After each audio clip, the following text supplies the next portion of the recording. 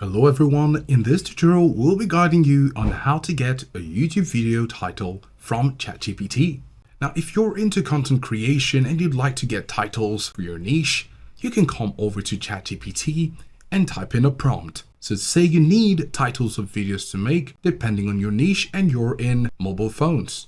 We're going to write in this prompt. So here we have this prompt which we just wrote. I want to make videos in tech, specifically Android and iOS devices. Provide 10 video titles that have a potential to trend, which are of value to audiences in this niche. Provide a table containing the title and description. Then we're going to send.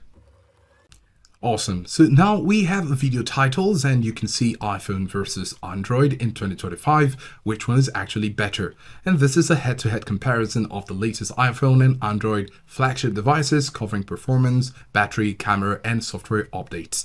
As you can see, these are titles and descriptions, and then using this prompt, we've been able to get these responses.